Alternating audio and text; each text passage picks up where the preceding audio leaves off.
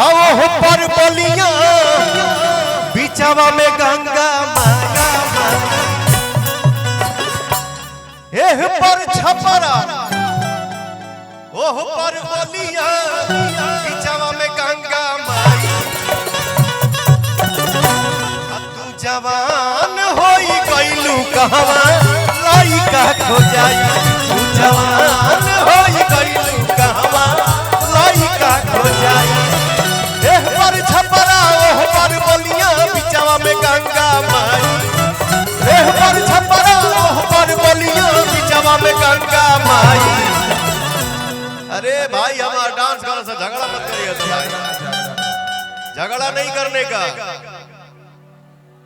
झगड़ा नहीं करने का। देखो तुम्हारे लिए एक लाइन हमको याद आ गया ये हमारे साथ शिवानी ही गाई है ये गाना कि सभका के बाटा तारे गोम नइखे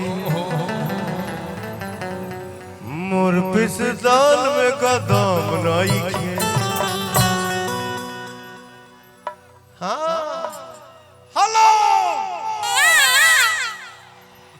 सभका के बाटा तारे गोम नइखे मोर पिस्तौल में कदम नइखे।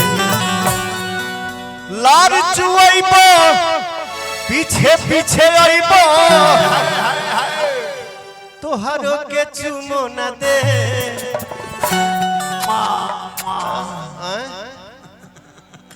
कह रे ते कहे का खाता रे देख के बर्दाश्त नहीं करो। लार चुआइबो पीछे पीछे आइबो आ तोहरा के चुमो न दे तो चल चल चल तोरा माई से कहे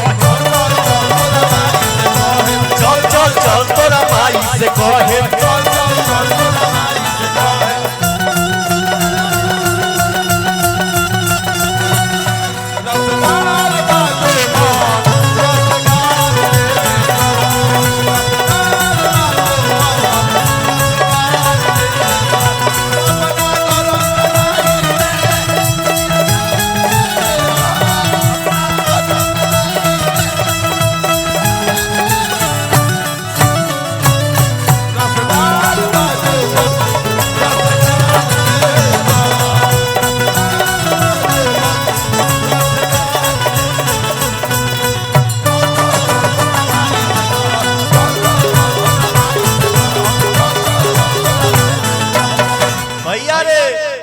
सभका के बाटा तारे गोम नइखे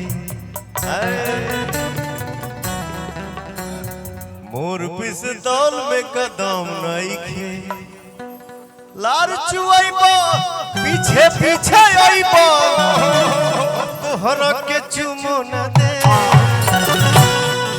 हाँ एकदम लइका लइका हिंदुस्तान में खत्म हो गइल बड़ा सका कि लोग बिल्कुल हमने का करब जा घास गड़ब जा आगे ही फ्रंट कर देता लो। हाय हाय हाय उफ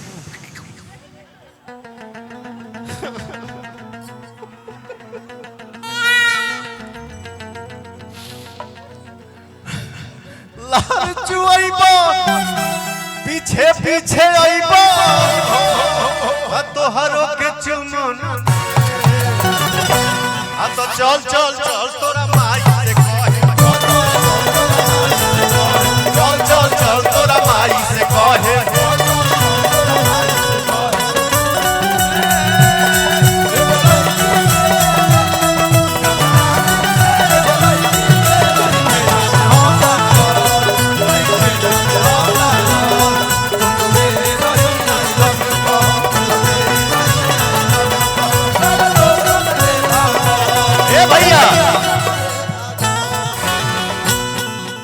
एगो लइकाई में हम गाना गौले रहली ही कतना दिन से यही देखना बाकी था जब बचपन में पवन सिंह यहाँ पे आया था भैया हो तो भीड़ से गर्दा देखा था। अभी तक गर्दा दिखल ना रहा लेकिन आप लोगों ने दिखा दिया। जय हो जियो भोजपुरी जय हो लव यू। कतना दिन से एगो लड़की के रही फेरा में हम लागल